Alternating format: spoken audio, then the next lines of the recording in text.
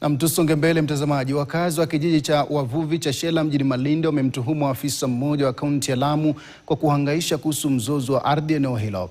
Wakazi hao wanadai kwamba afisa huyo ambaye ni afisa mkuu wa kilimo katika kaunti ya Lamu pamoja na mwanasiasa anatumia vyombo vya usalama kuwanyanyasa kwa lengo la kuwafurusha kutoka kwenye ardhi yao katika kijiji hicho chenye msongamano mkubwa wa watu.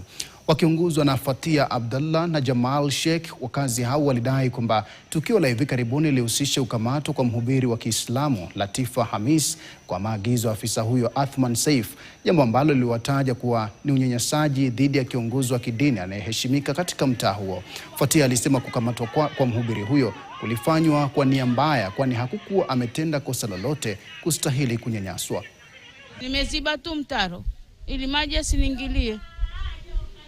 Na yeye siku zote hatuona kwa sisi maji ya mvua yakija sisi tutapata tabu. Yeye hapati tabu uko juu ya ghorofa. Walivyosema hapa ni kwao kesi ilichukua muda mrefu mpaka ilivyoamulika pati yao ni gani kwa court order kukavunjwa, baraza ikatolewa kukarudishwa.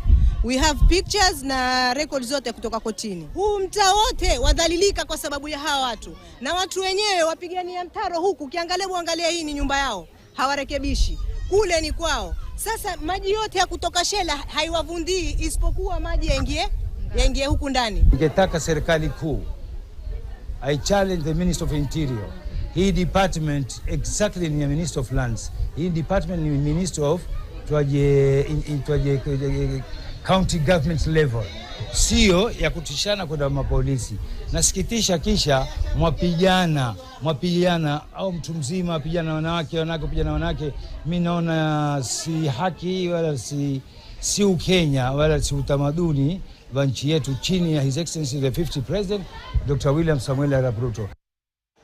Na tukitoka Malindi tuelekee Mombasa. Viongozi wa wafanyabiashara katika soko la Kongowea kwenye kaunti ya Mombasa wamekemea